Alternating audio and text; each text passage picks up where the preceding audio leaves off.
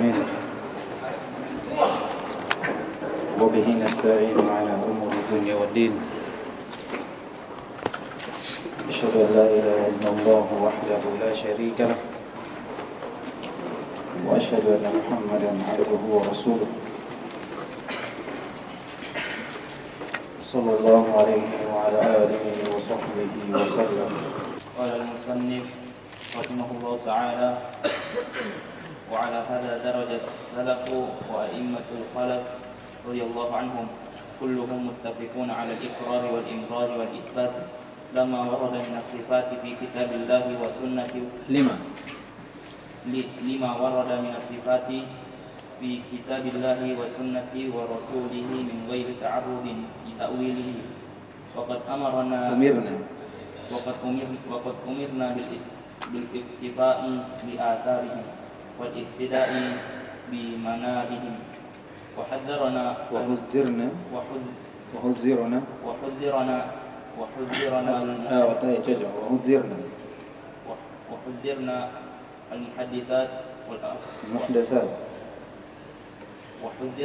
المحدثات وأخبرنا أنها من الضلالات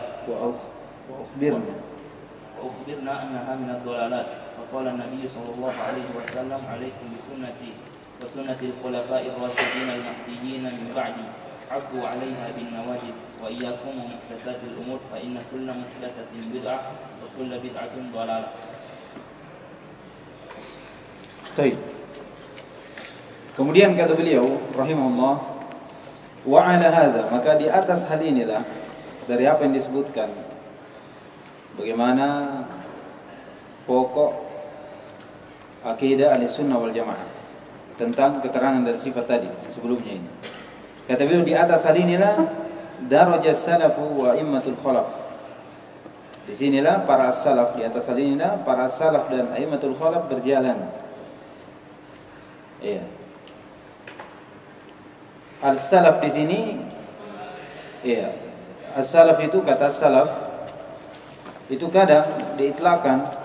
Kata salaf yang diinginkan adalah 3 generasi pertama yang terbaik. Sahabat, tabi'un, tabi'in. Itu. Sebagaimana sabda Nabi SAW dalam hadis Abdullah bin Mas'ud dan selainnya, diriwayatkan oleh Imam Bukhari dan Muslim. Kata Nabi SAW, khairun nasi qarni, thumma alladhina yalunahum, thumma alladhina yalunahum. Ini para salaf. Kalau diitlakkan salaf kadang dimanakan ini, yang diinginkan ini, yaitu para sahabat 3 generasi pertama yang terbaik. Sahabat, tabi'un dan tabi'in.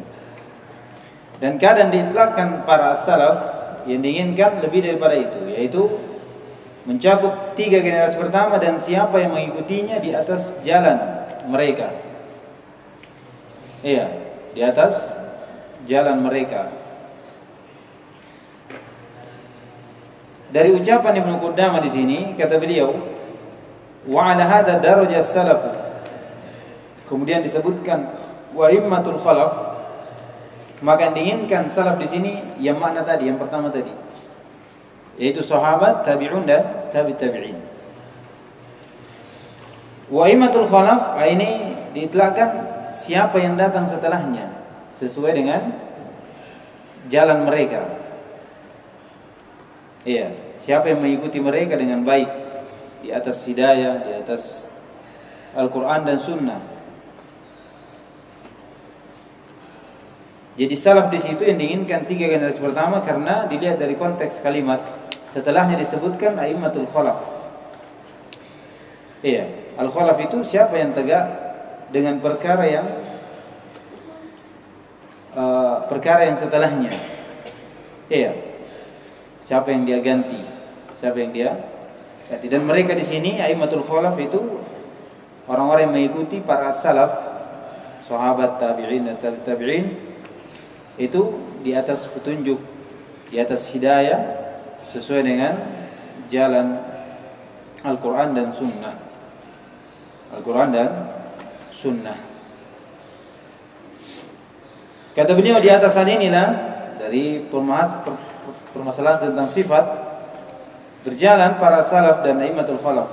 Kulluhum, mereka semuanya muttafiquna 'ala al-iqrar wal imrar wal isbat. Mereka semuanya sepakat di atas pengikraran, yaitu mentakrir, membenarkan seluruh apa yang datang dari Allah Subhanahu wa taala dan Rasulnya tentang pengkhabaran sifat, dengan penetapan lafaz-lafaz dan makna dari sifat tersebut. Ini maknanya. Jadi mereka seluruhnya bersepakat di atas ikrar, yaitu membenarkan apa yang datang dari Allah dan Rasulnya dengan menetapkan lafaz dan makna yang terkandung pada lafaz tersebut secara zahir. Di atas apa lagi? Di atas al-imrar. Al-imrar artinya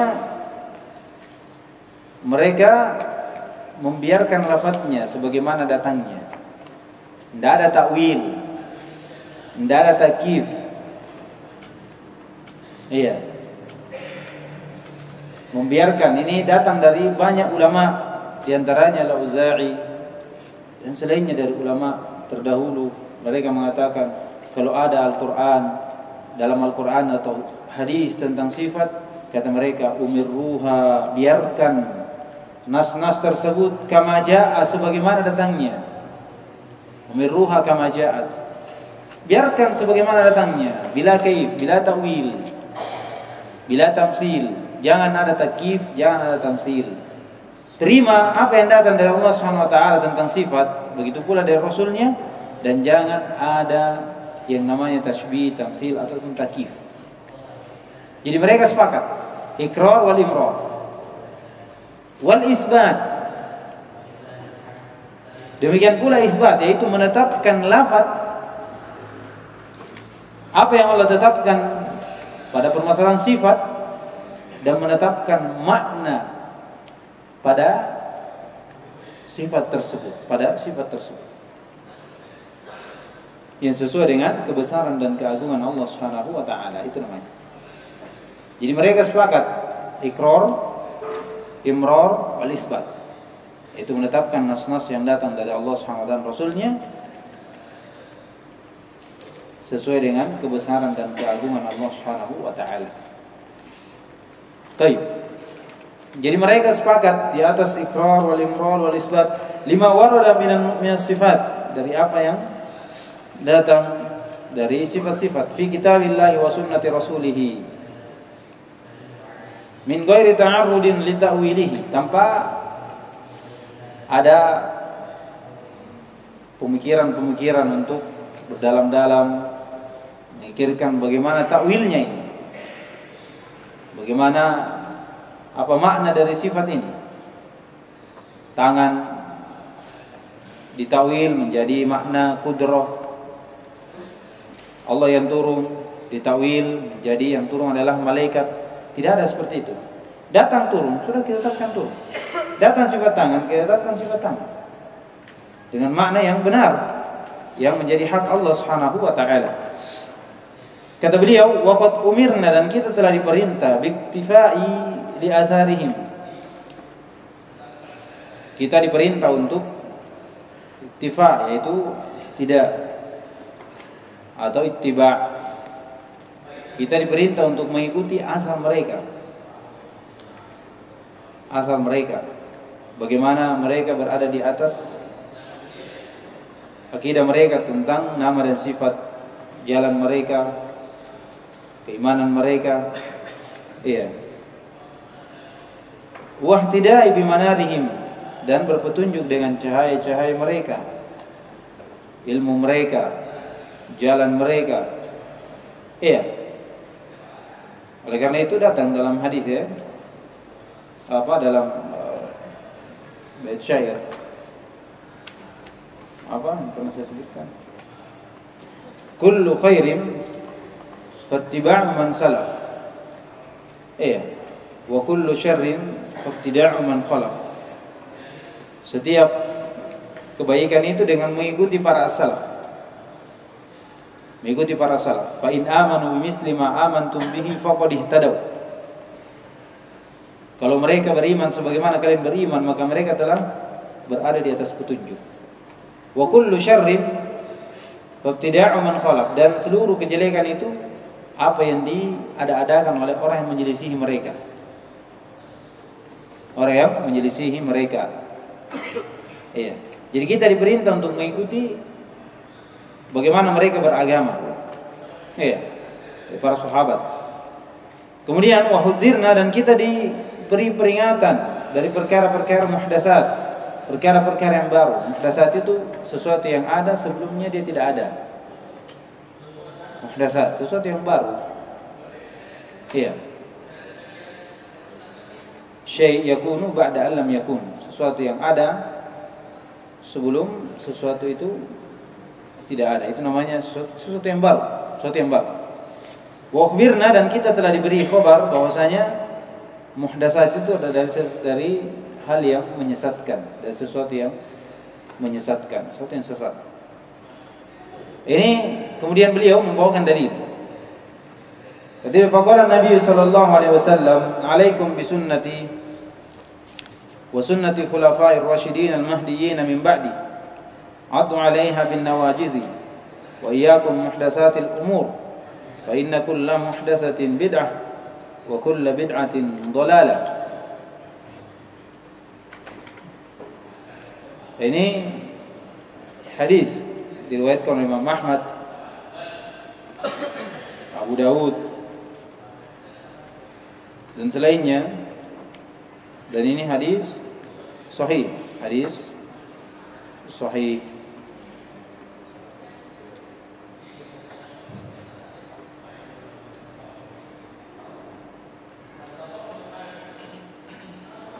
Kata beliau, faqala Nabi sallallahu alaihi wasallam, "Alaikum bisunnati." Jadi beliau membawakan dalil dari apa yang disebutkan sebelumnya. Kita diperintah untuk berittiba' dengan asal mereka, dan kita diperingati dari yang namanya perkara-perkara yang baru. Kemudian dibawakan hadis, kata Nabi SAW, "Alaikum bisunnati." Alaikum yaitu ilzamu. Alaikum bisunnati, wajib atas kalian mengikuti sunnahku. Wa sunnati khulafa'ir rasyidin al-mahdiyyin min ba'di. Jadi sunnah itu sunnah, secara bahasa namanya thariqah, jalan. Apakah dia terpuji ataupun dia tercela, itu secara bahasa namanya sunnah. Terpuji atau tercela.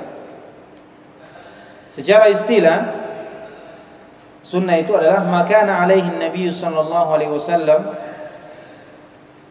wa ashabuhu min aqidatin atau amalin atau qaulin. Itu sunnah. Apa yang Nabi SAW berada di atasnya dan para sahabat, berupa akidah, ucapan atau perbuatan. Ini sunnah yang diinginkan di sini. Iya, sunnah secara bahasa itu jalan, tetapi kalau secara istilah dari setiap fan itu beda-beda. Sunnah sesuai dengan istilah mustalahat hadis, kemudian sunnah dari istilah-istilah usul fikih itu beda. Tapi secara umum yang diinginkan di sini ketika Nabi SAW alaikum bisunnati, yaitu apa yang Nabi SAW berada di atasnya dan para sahabatnya dari akidah, amalan ataupun perbuatan. Ataupun perbuatan. Kata beliau, "Alaikum bisunnati wa sunnati khulafa'ir rasyidin al-mahdiyyin." Ini empat ini. Khulafa' al-arba'ah. Abu Bakar, Umar, Utsman dan Ali radhiyallahu taala anhum. Jadi wajib kalian mengikuti sunnahku dan sunnah Khulafa al-arba'ah. Empat itu. Abu Bakar, Umar, Utsman dan Ali radhiyallahu taala anhu. Ini akan datang nanti pembahasannya di masalah sahabat. Kita diperintah untuk mengikuti sunnah-sunnah mereka, jalan mereka. Iya. Ini yang kita sebutkan tadi. Apa yang berada Nabi SAW berada di atasnya, apa yang Nabi SAW berada di atasnya dan para sahabatnya, dari akidah, amalan dan perbuatan. Kita wajib berpegang teguh dengan sunnah tersebut dan sunnah Nabi SAW dan sunnah Khulafa ar-Rasyidin al-Mahdiyin. Dikatakan ar-Rasyidin karena mereka ini mengetahui al-haq dan beramal dengan al-haq tersebut. Ini namanya Rasyid. Dikatakan Rasyid itu seorang yang beramal dengan, seorang yang mengetahui al-haq dan dia beramal dengan al-haq tersebut. Ini lawannya al-Ghawi. Al-Ghawi itu seorang yang mengetahui al-haq namun dia beramal dengan apa yang menyelisih al-haq. Apa yang menyelisih al-haq. Jadi mereka disifati dengan Rasyidin. Disifati dengan ar-Rasyidin. Yaitu mereka yang orang-orang yang mengetahui kebenaran dan mereka beramal dengan kebenaran itu. Disifati juga dengan al-Mahdiyin, yaitu mereka yang Allah Subhanahu wa taala beri hidayah di atas kebenaran. Oleh karena itu Allah katakan dalam Al-Qur'an, "Fa in amanu bimisli ma amantum bihi." Kalau mereka beriman sebagaimana kalian beriman, faqad ihtadaw. Maka mereka akan berada di atas hidayah. Artinya mereka para sahabat sudah berada di atas hidayah. Kalau kita beriman sebagaimana imannya mereka, keyakinan dengan keyakinannya mereka, maka kita juga akan berada di atas hidayah sebagaimana mereka berada di atas hidayah. Iya. Jadi dalam permasalahan seperti ini kita butuh qudwah. Iya. Dalam permasalahan sifat, nama dan sifat itu ada qudwah. Kita kembali kepada Al-Qur'an dan Sunnah dan di atas pemahaman para as-salaf. Di atas pemahaman para as-salaf. Kemudian kata beliau, kata Nabi SAW, "Wa iyyakum muhdatsatil umur." Hati-hati kalian dari perkara-perkara yang baru. Iya, perkara-perkara yang baru. Yang tidak ada dasarnya. Tidak dari Al-Quran, tidak dari Sunnah Nabi SAW, tidak pula datang dari sahabat radhiyallahu ta'ala anhu. Iya. Fa inna kulla muhdatsatin bid'ah. Karena setiap yang baru itu adalah sebuah bid'ah. Jadi bid'ah itu kalau diistilahkan secara bahasa, asy-syai' al-muhdatsah. Sesuatu yang baru. Sesuatu yang baru. Atau syai' al-mustahdits, sesuatu yang baru. Tapi kalau secara istilah adalah apa yang menyelisihi Nabi sallallahu alaihi wasallam atau ma uhditsa fid din khilafa ma kana alaihi Nabi sallallahu alaihi wasallam wa ashabuhu min aqidatin aw amalin. Itu bid'ah. Apa yang diadakan dalam agama, lihat dalam agama ini. Ya, kalau perkara dunia itu luas, tidak ada masalah. Sekarang yang dilarang adalah yang disebut dengan kesesatan, dari bid'ah itu sesat. Apa yang diadakan dalam agama, perkara yang baru dalam agama, yang menyelisihi apa yang berada di atasnya dari Nabi SAW dan para sahabat berupa akidah dan ucapan ataupun perbuatan, itu bid'ah. Iya. Perkara yang baru dalam agama yang menyelisihi apa yang berada Nabi SAW dan para sahabat di atasnya. Jadi kalau ada yang baru, tidak ada contohnya dari Nabi, tidak pula dari sahabat, maka itu disebut perkara yang baru dalam agama. Iya. Ini definisi bagus, definisi dari Ibnu Utsaimin rahimahullah. Ini mencakup semua hal-hal yang berkaitan dengan bid'ah. Iya. Berkaitan dengan bid'ah. Dan permasalahan tentang bid'ah ini luas ya, bahwasanya sebagian dari a'immah, iya, di antaranya ada yang membagi bid'ah itu terbagi menjadi 5 sesuai dengan ahkam taklifiyah, wajib, sunnah, mubah, makruh dan haram. Iya, tapi semua bid'ah itu sesat. Semua bid'ah itu sesat. Dan kullu di sini kullu itu umum. Bukan perkara yang umum, kemudian ada yang dikhususkan darinya. Tidak ada. Semua bid'ah dari definisi yang kita sebutkan tadi. Ini definisi yang paling bagusnya. Apa yang diadakan dalam agama yang menyelisihi apa yang berada di atasnya Nabi SAW dan para sahabatnya dari akidah, perbuatan ataupun ucapan. Iya. Jadi apa yang diadakan dari hal tersebut dari dalam agama. Baik. Ini dalil menunjukkan bahwasanya bagaimana kita diperintah untuk mengikuti para salaf terkait dengan pembahasan nas-nas sifat. Kedua kita adalah para salaf. Bagaimana mereka membawa nas-nas sifat, seperti itu juga kita. Ketika mereka mendengar sifat dari Allah Subhanahu wa taala, dari Nabi SAW tentang sifat Allah, mereka tidak ada dalam hal itu berdalam-dalam memikirkan bagaimana makna ini untuk Allah Subhanahu wa taala. Ketika mendengar Allah memiliki sifat tangan, tidak ada dari antara mereka yang berpikir bahwasanya kalau Allah punya tangan, tangannya nanti akan mirip dengan manusia dan seterusnya.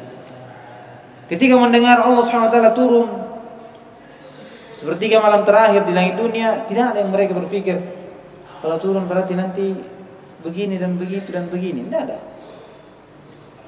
Mereka tak kalah mendengar itu mengimani Allah Subhanahu wa taala memiliki sifat turun, dan turunnya Allah sesuai dengan kebesaran dan keagungannya. Kita tidak menolak sifat itu, dan kita juga tidak menyamakan sifat itu dengan sifat makhluknya. Seperti itu. Maka apa yang mereka berjalan di atasnya, seperti itu juga kita. Makanya kita diperintah, alaikum bisunnati wa sunnati khulafa'ir rasyidin. Seperti mereka berjalan di atas hal tersebut, kita diperintah juga untuk seperti itu. Sebagaimana mereka berjalan di atas jalan tersebut, kita juga diperintah untuk seperti itu. Dan kita diberi kehati-hatian dari perkara yang baru yang datang setelahnya.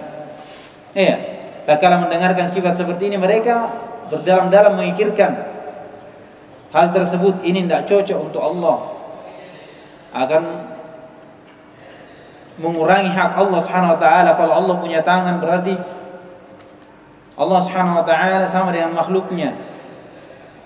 Berjisim artinya mereka mengatakan berjisim satunya butuh dengan yang lainnya, seperti tangan butuh kepada tulang, kulit, darah dan seterusnya.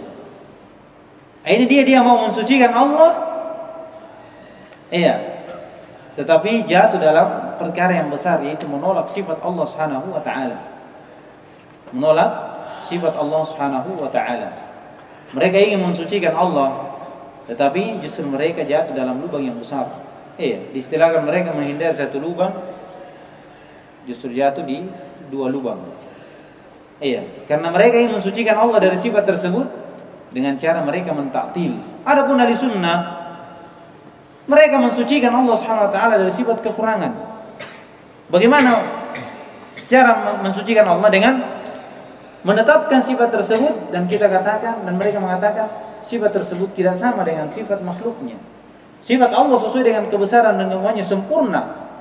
Di atas kesempurnaan. Adapun sifat manusia, walaupun mereka punya tangan, tapi sesuai dengan kekurangannya. Bagaimana sifat manusia? Kurang. Kurang. Sama-sama punya tangan, tetapi hakikat sifat tersebut itu sudah jauh beda ketika disandarkan kepada Allah Subhanahu wa taala, karena sudah sesuai dengan kebesaran dan keagungannya. Itu makna dari ucapan musannif ini, kemudian membawakan hadis. Kemudian setelah itu beliau membawakan beberapa ucapan dari 3 generasi pertama. Di sini ucapan tersebut bagaimana dorongan untuk kita, dorongan kepada kita untuk mengikuti para salaf. Bagaimana mereka terhadap nama dan sifat Allah Subhanahu wa taala, atau bagaimana mereka terkait dengan dalil-dalil tentang sifat Allah Subhanahu wa taala. Ini ada 3.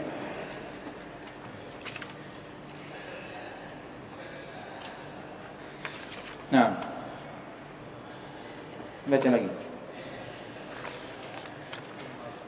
Wa qala rahimahullah ta'ala وقال عبد الله بن مسعود رضي الله عنه اتبعوا ولا تبتدعوا فقد كفيتم.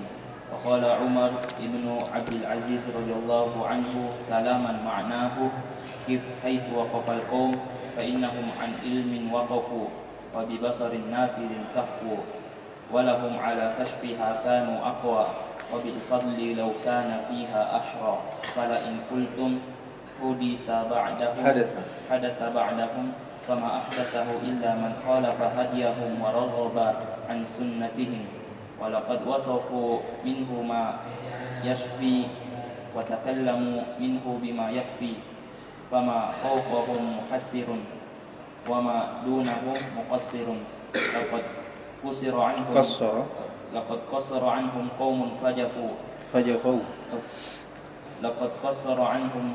قوم فجفوا وتجاوزهم آخرون فغلوا وإنهم فيما بين ذلك لعلى هدى مستقيم. Terus.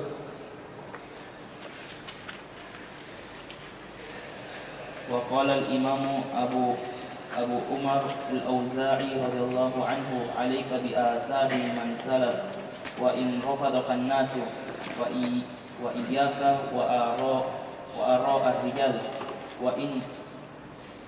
وإن زخرفوه لك بالقول. Baik.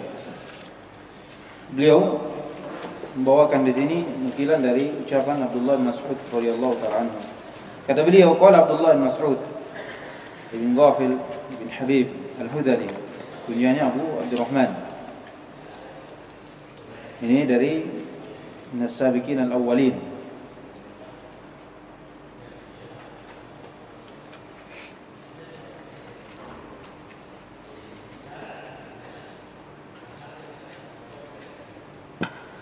Kata beliau, ittabi'u wa la tabtadi'u faqad kufitum. Kata Abdullah bin Mas'ud, dan ini sahih dari Abdullah bin Mas'ud, diriwayatkan oleh Ad-Darimi dan selainnya. Kata beliau, ittabi'u, yaitu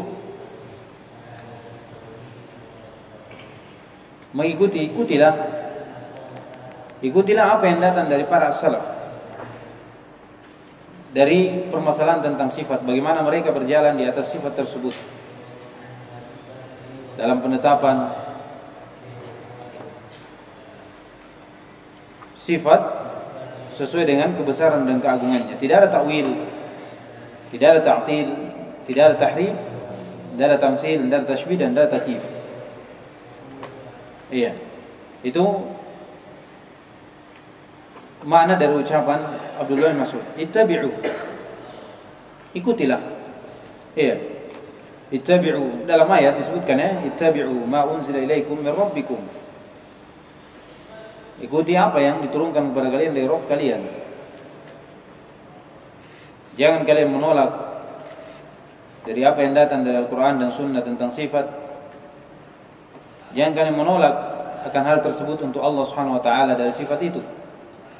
Demikian pula tatkala ditetapkan, jangan kalian menyamakan dengan sifat Allah Subhanahu wa taala dengan sifat makhluknya, dan jangan kalian mentakif dari sifat tersebut. Itu maknanya. Wala tabtadi'u, dan jangan kalian berbuat sesuatu yang baru dalam hal tersebut dengan berbicara kaifiat dari sifat atau memaknakan dengan makna yang tidak sesuai dengan zahir nusus. Iya. Jangan kalian mengikuti dari orang-orang yang datang belakangan dengan yang mereka ada makna tersendiri yang mereka tetapkan untuk Allah Subhanahu wa taala. Iya. Faqad kufitum, kalian telah dicukupkan dengan apa yang datang dari para sahabat. Cukup itu, maka ikuti apa yang datang dari mereka. Iya. Kullu khairin fattiba'u man khalaf. Setiap seluruh kebaikan itu dengan mengikuti para salaf saja. Iya. Kalau ada datang penukilan dari mereka tentang itu, kita ikuti. Kalau tidak ada, maka kita jangan mengikuti dan kita diam di situ. Kita jangan melebihi dari apa yang mereka telah berada di atasnya. Ini ucapan dari Abdullah bin Mas'ud, ittabi'u wa la tabtadi'u faqad kufitum. Iya, kalian telah dicukupkan dengan hal tersebut. Kemudian kata beliau, waqala Umar bin Abdul Aziz ibn Marwan, Amirul Mukminin Abu Hafs Al-Qurashi Al-Amawi Al-Madani. Ini dari tabi'un. Berkata Umar bin Abdul Aziz, kalaman, makna suatu ucapan yang maknanya ini, kata beliau, kif haitsu waqafa al-qaum, berhenti di mana kaum berhenti. Artinya berhenti di mana para as-salaf juga berhenti di situ, jangan lewat. Ikuti sebagaimana jalan para as-salaf. Jangan mengambil jalan yang lain. Fa innahum an ilmin waqafu. Karena mereka kalau berhenti di situ itu berhenti di atas ilmu. Bukan di atas keraguan. Iya, bukan di atas kejahilan. Mereka berhenti di situ, tidak lebih dari situ, itu di atas ilmu. Jadi berhenti di mana mereka berhenti. Karena berhentinya mereka itu di atas ilmu agama. Artinya kalau kita berhenti juga di mana mereka berhenti, maka itu yang paling benar. Itu yang benar karena berhentinya di atas ilmu. Wa bi basarin nafidin kaffu, dengan pandangan yang terlaksana mereka menahan dari hal tersebut. Iya. Mereka menahan, kenapa tidak berbicara? Kenapa tidak bertanya? Jadi kemarahan karena mereka sudah tahu hakikat dari hal tersebut, makna dari hal tersebut. Tidak ada mereka bertanya, kalau begini bagaimana dan begitu dan bagaimana. Iya, mereka dihidup dengan bahasa yang jelas dan mereka paham dari apa yang mereka dihidup dengannya. Walahum ala kashfiha kanu aqwa. Dan mereka jika ada penjelasan akan hal tersebut, maka mereka lebih kuat untuk menjelaskan. Mereka lebih kuat. Kalau ada penjelasan tentang sifat maknanya seperti ini akan menjadi kekurangan untuk Allah, mereka lebih kuat untuk menjelaskan bahwasanya ini tidak pantas untuk Allah, maka diganti dengan makna yang seperti ini. Misalnya sifat tangan datang, mereka tak kala mendengar ayat ini, bal yadahu mabsuutan, tidak ada yang mereka bertanya apa makna tangan di situ, karena kalau tangan asli berarti sama dengan manusia. Tidak ada. Oh berarti harus kita jelaskan tangan di sini maknanya seperti ini, seperti ini. Seandainya ada seperti itu, mengandung kekurangan bahwasanya Allah betul-betul punya tangan, akan menjadi kecacatan untuk Allah, aib untuk Allah, dan perlu dijelaskan bahwasanya tangan maknanya ini dan itu, maka mereka lebih kuat untuk menjelaskan karena mereka langsung mendengar dari Rasulullah SAW. Bisa dipahami ini? Jadi kalau mereka ada penjelasan akan hal tersebut, mereka lebih kuat. Wabil fadli law kana fi ahra, dan mereka lebih pantas mendapatkan keutamaan jika ada pada hal tersebut. Iya. Mereka lebih pantas untuk mendapatkan keutamaan karena mereka jaraknya dengan Nabi itu dekat sekali. Iya. Langsung mendengar dari Nabi SAW. Begitu pula tabi'in. Begitu pula tabi'in, jaraknya kepada Nabi SAW itu dekat. Iya. Dan mereka tidak ada yang menukil bahwasanya para sahabat bertanya, Nabi SAW menjelaskan maknanya begini dan begitu. Kenapa? Karena perkara yang sudah dimaklumi. Kita dihidup dengan bahasa yang jelas. Al-Quran, bahasa Arab yang jelas, didengarkan oleh orang Arab juga. Iya. Apalagi kata beliau, fa'in kultum, kalau kalian katakan hadatsa ba'dahum. Taib. Setelah mereka ada muncul hal yang baru dalam permasalahan sifat, ada yang mentakwil dan seterusnya, ada yang memanakan ini, maka fama ahdatsahu illa man khalafa hadiyahu. Tidak ada yang mengadakan perkara baru pada permasalahan sifat kecuali dia adalah orang yang menyelisihi jalan mereka. Kalau ada yang datang mentakwil makna ini, maknanya sifat ini, maknanya ini, kemudian ini diganti dengan ini karena ini tidak cocok, dan menjadi ini dan ini, maka apa yang muncul dari hal itu? Kata beliau, itu tidak ada yang memunculkan itu kecuali adalah orang yang menyelisihi jalan mereka. petunjuk mereka. Kemudian kata beliau, waragiba an sunnatihim, dan tidak ada yang mengadakan hal itu kecuali orang yang benci kepada sunnah mereka, jalan mereka, sunnah jalan mereka ini, akidah mereka. Tidak senang, tidak suka terhadap jalan mereka. Walau qad wasafu minhu ma yashfi, dan mereka telah mensifati dari hal tersebut apa yang menyembuhkan kita dari muskilah-muskilah. Iya. Apa yang menyembuhkan kita dari hal yang kita tidak pahami di situ. Wa takallamu minhu bima yakfi, dan mereka sudah berbicara dari hal tersebut apa yang mencukupkan kita. Tidak perlu lagi kita berdalam-dalam memikirkan ketika ada sifat tangan, kita berpikir dulu, ini kalau tangan betulan ini begini dan begini. Iya. Mereka tak kalau mendengar itu diam dan menyerahkan semua bahwasanya ini tangan jelas, hakikat tangan untuk Allah SWT dan sesuai dengan kebesaran Tuhan, itu sudah cukup. Tidak usah lagi kita berpikir, oh kalau begitu nanti begini dan begitu, kalau turun nanti mananya begini dan begini. Iya. Ini lebih daripada apa yang mereka dari para sahabat jelaskan. Mereka telah mensifati dari hal tersebut apa yang menyembuhkan kita dari hal-hal yang kita bingung di situ, dan mereka telah berbicara apa yang mencukupkan kita. Kemudian kata beliau, fama fawqahum muhassirun wa ma dunahum muqassirun. Iya. Apa yang melebihi dari jalan mereka telah, maka itu orang yang gulu. Dan apa yang kurang juga, maka itu orang yang bermudah-mudahan, kurang juga. Iya. Maka kata beliau, laqad qassara anhum qaumun fajafau. Kurang dari mereka suatu kaum, maka mereka pun fajafau, yaitu jauh dari hidayah. Wa tajawazahum akharun faghalau. Yang selainnya lebih, maka dia pun gulu. Wa innahum fima baina dzalika la'ala hudam mustaqim. Dan apa di antara keduanya itulah mereka lah di atas petunjuk yang benar, jalan yang benar. Iya, jalan yang benar. Ini sebagaimana Allah Subhanahu wa taala katakan, wa kadzalika ja'alnakum ummatan wasata. Iya, kami jadikan kalian ini umat yang pertengahan, tidak bermudah-mudahan, tidak pula gulu. Iya. Ini sebagaimana firman Allah Subhanahu wa taala, fa in amanu bimithli ma amantum bihi faqad ihtadaw.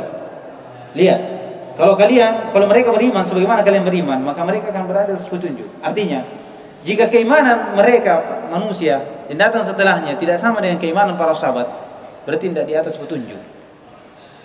Tidak boleh lebih dan tidak boleh kurang dari hal itu. Tidak boleh lebih dan tidak boleh kurang dari hal itu. Bagaimana mereka ketika mendengar bagaimana jalan mereka, akidah mereka terhadap nama dan sifat, itu yang harus kita berada juga di atasnya, supaya kita selamat. Dan kita berada di atas jalan yang lurus, jalan yang lurus. Ini kerjaan dari syaitan. Kerjaan dari syaitan. Oleh karena itu disebutkan oleh Ibnu Qayyim rahimahullah taala di Madaris Salikin. Kata beliau, ma amarallahu bi amrin, Allah tidak memerintahkan suatu perkara kecuali ada syaitan di situ dari punya dua bisikan. Ketika Allah memerintahkan suatu perintah kepada manusia, maka syaitan di situ ada dua bisikan.